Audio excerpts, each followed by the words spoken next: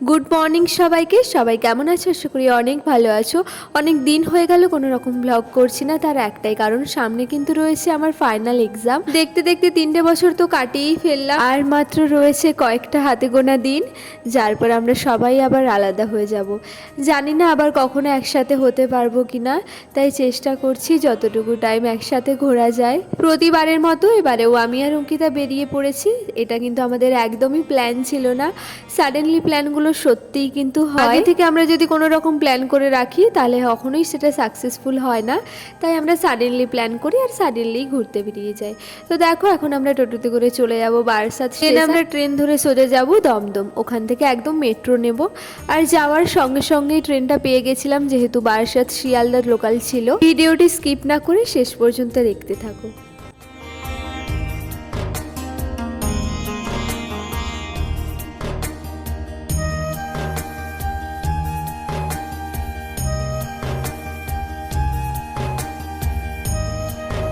এতটাই তাড়াতাড়ি করে যাচ্ছিলাম যে কারণে আর ভিডিও করা হয়ে ওঠেনি। একেবারে সোজা গিয়ে মেট্রোতে চলে গেছি, আর মেট্রোতে নেমে দেখো এখন আমরা পৌঁছে গেছি শোভাবাজার, শ্যামবাজারে পৌঁছেছিলাম। ট্রেনে এবং মেট্রোতে আসার কারণে এতটাই হাওয়া দিচ্ছিল যে অঙ্কিতার চুল একদম ঘেটেই গিয়েছিল, যে কারণে ও নেমে আগে চুলটা ঠিক করে নিচ্ছে, কারণ ওকে তো সুন্দর সুন্দর ছবি তুলতে হবে। আর আবোল তাবোল পাড়া যাচ্ছে ওই একটাই কারণ, ওর ছবি তোলার শখই। তো যাই হোক, দুজনেই কেউ রাস্তা জানি না, আমাদের গুগল ম্যাপই ভরসা। যদিও আমরা গুগল ম্যাপ ধরে একদম ঠিকঠাক জায়গাতে পৌঁছে গেছিলাম, আর বিশ্বাস করো এত সুন্দর অ্যাম্বিয়েন্স, ওখানে সবাই প্রি ওয়েডিং শ্যুট করছিল। চলো এখন আমরা এগিয়ে যাই আমাদের চলন্তমান সিঁড়িতে করে। আগে জানো তো আমি এই চলন্তমান সিঁড়িতে একদমই যেতে পারতাম না, আমার খুব ভয় করতো, কিন্তু এখন গিয়ে গিয়ে একদম অভ্যেস হয়ে গেছে। আমরা হয়তো শ্যামবাজারে না নেমে যদি শোভাবাজার সুতানুটিতে নামতাম, হয়তো আমাদেরকে একটু কমই হাঁটতে হতো, কিন্তু প্রথমবার তো জানি না যে কারণে আমরা শ্যামবাজারে নেমে গেছিলাম, আর হাঁটতে হাঁটতে গিয়ে দেখি আমাদের সামনে পড়েছে শোভাবাজার মেট্রো স্টেশন। আর এখন তো চারিদিকে চলছে জগদ্ধাত্রী পুজো, আর বিশ্বাস করো আমরা একদমই ভাবতে পারিনি যে আমরা এতগুলো ঠাকুর দেখতে পাবো।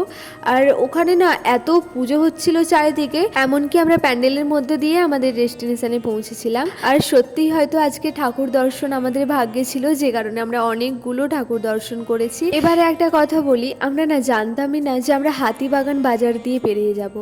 তো হঠাৎ করেই যখন আমরা দেখলাম হাতিবাগান বাজারে চলে এসেছি, তো দেখে মনটা অনেক খুশি হয়ে গেছিলো, অনেক কিছু কেনার ইচ্ছা ছিল। তো কথা বলতে বলতে আমরা পৌঁছে গেছি, আর তোমরা জায়গাটা দেখো, জাস্ট অসাধারণ।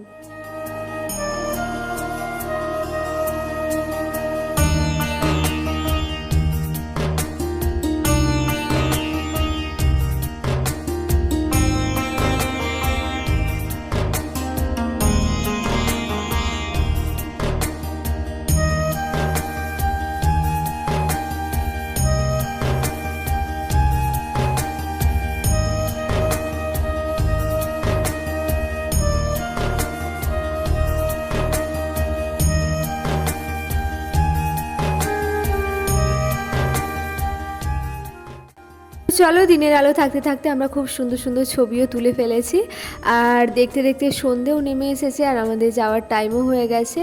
যেহেতু আমাদের হোস্টেলে 7:30-র মধ্যে ঢুকতে হয়, তো আমরা তাড়াতাড়ি ওখান থেকে বেরিয়ে গেলাম। আর যাওয়ার পথে আমরা একটা জগদ্ধাত্রী পুজোর মেলাতেও গেছিলাম, আর খুব ইচ্ছা ছিল মেলাটা ঘুরে দেখার, কিন্তু সন্ধে যেহেতু নেমে এসেছে যে কারণে আমরা আর মেলাটা ঘুরতে পারিনি।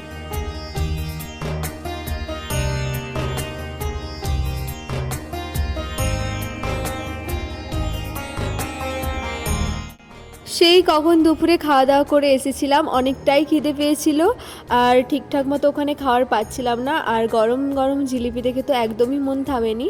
অঙ্কিতা বললো চল জিলিপি খাই, যে কারণে দুজনে গরম গরম দুটো জিলিপি কিনে খেয়ে নিলাম। আর আমরা জানো তো কোথাও ঘুরতে গেলে চারিদিক ঘুরে টুরে এসে আমরা কিন্তু বারাসাতে এসেই খাই, কেন জানি না, এটা সবসময়ই হয় আমাদের সাথে। কোথাও খাওয়ার আমাদের পছন্দ হয় না, একমাত্র বারাসাতে এসেই আমরা আমাদের মনের মতো খাওয়ার খুঁজে পাই। তো দেখো, যেই মেলাটার কথা তোমাদের বলছিলাম, এই সামনেই একটা জগদ্ধাত্রী পুজোর মেলা হচ্ছিল, অনেক বড়। চলে গেছিলাম যাওয়ার পথে, তো ঠাকুরটা দেখলাম, ভালোই বড় করেছে ঠাকুরটা, আর খুব দারুণ, মায়ের মুখটা তো অসাধারণ লাগছিল।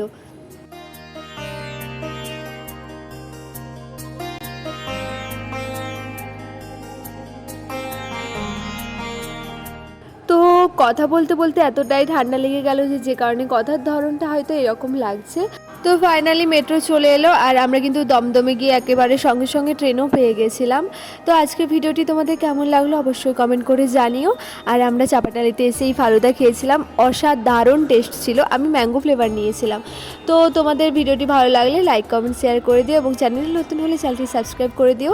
খুব তাড়াতাড়ি কিন্তু একটা নতুন ব্লগ ভিডিও আনছি তোমাদের জন্য। ততক্ষণ জন্য সবাই সুস্থ থেকো, ভালো থেকো। টাটা সবাইকে।